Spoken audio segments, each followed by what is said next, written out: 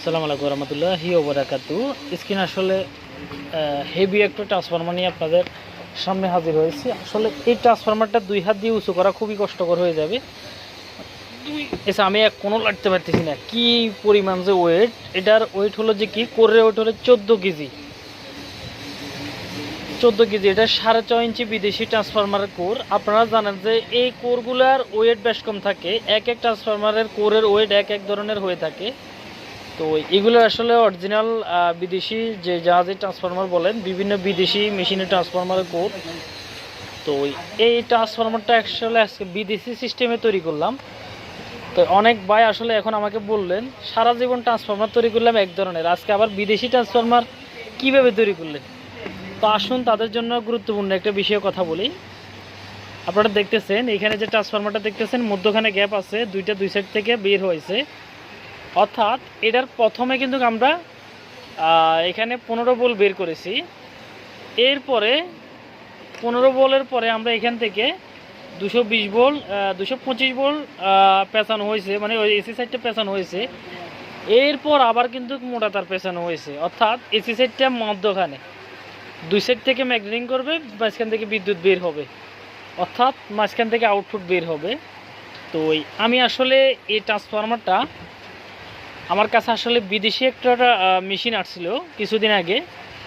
তো এই মেশিনের ট্রান্সফরমারটা জ্বলে গিয়েছিল। এটা বিদেশি কি একটা জানি নাম, আইপিএসের, আমি নিজেও জানি না।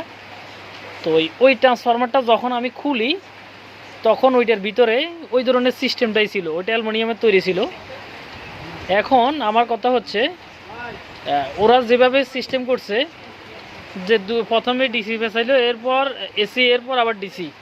অর্থাৎ ওনারা এখানে চিকন 18 নম্বর তার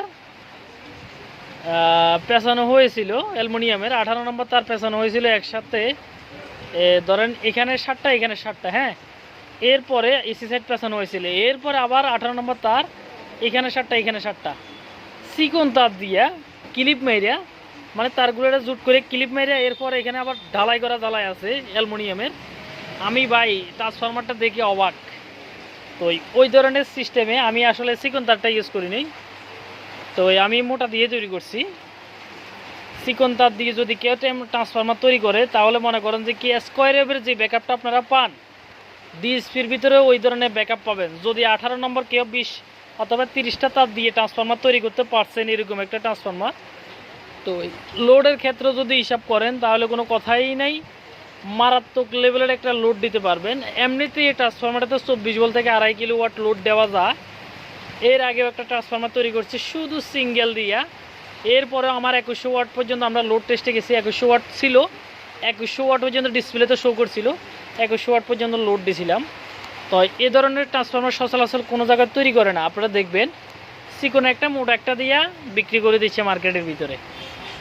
তো এটারও কোনো না কোনো একটা গুণ আছে, সেই গুণটা যদিও আমরা ধরতে না পারি, কিন্তু চায়নারা ঠিক মতো এটা ধরতে পারছে এই আর কি। তো একসময় আমরা আসলে যখন এটার গুণগত ফল একটু ভালো পামু তখন কিন্তু আমরা নিজেই এটার রেজাল্ট দিয়ে দেব আসলে কেন এই সিস্টেমটা করা হয় আর কি। তো সবাই ভালো থাকেন, সুস্থ থাকেন। দেখা হবে নতুন কোনো ভিডিওতে আপনাদের সাথে আমাদের আবারও। আজকে এই পর্যন্ত। এটা আসলে এখনও বান্ডিজ দেওয়া হয় নাই, তো বান্ডিজ দেবো আমরা এখন, এইমাত্র তৈরি করা শেষ হয়েছে এটা।